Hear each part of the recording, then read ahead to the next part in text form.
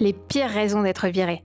En scrollant, je suis tombée sur la vidéo d'Esteban Munoz et je suis choquée. Il explique qu'il a été viré de 6 grandes enseignes à 6 reprises. Allez, j'analyse cette vidéo en tant qu'avocate en droit du travail. Est-ce que c'était contestable? Est-ce que c'était indemnisable?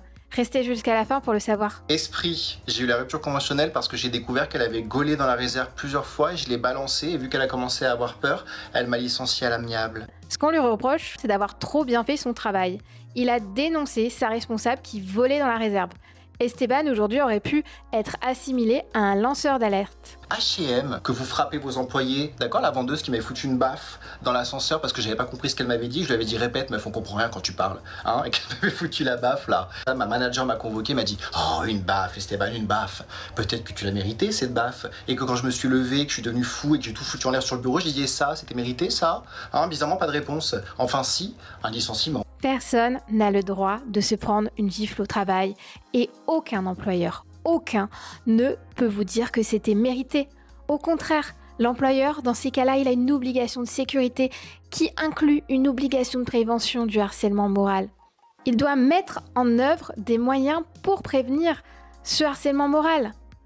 Là, pour le coup, l'employeur a commis une faute et Esteban aurait pu demander des indemnités devant le conseil de prud'homme.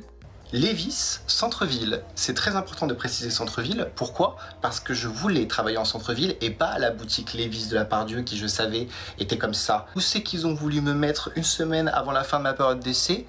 À la boutique de la Part-Dieu.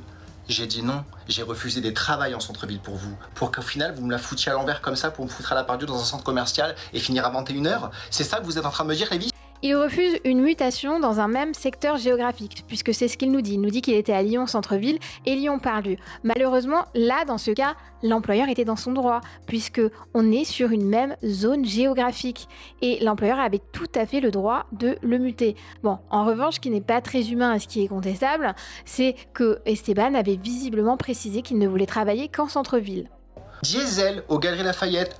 Et il m'a mis un courrier pendant ma période d'essai. Pourquoi? Parce qu'il y avait que 6 jeans sur le fasting au lieu de 7. Et que je t'avais bien dit, Esteban, que c'était 7 et pas 6. Pendant son essai, l'employeur lui fait des reproches. Il lui reproche quoi? Il lui reproche de ne pas avoir mis une taille de jean sur le stand. C'est une broutille et ça ne justifiait pas une rupture de la période d'essai. Non, là, il aurait pu éventuellement contester la rupture devant le conseil de prud'homme.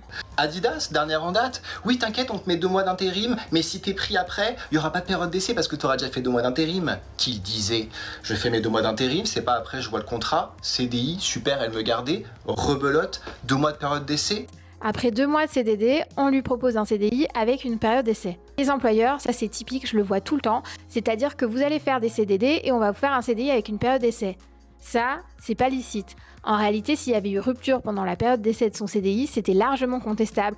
Et en fait, on la répute non écrite, cette clause. Ça veut dire qu'on dit qu'elle n'existe pas puisqu'elle est complètement illicite de mettre une période d'essai dans un CDI après un CDD. Esteban n'a pas eu de chance et un employeur n'a pas tous les droits. N'oubliez pas que vous avez des droits et que le code du travail, ça existe. Abonnez-vous pour plus de conseils en droit du travail.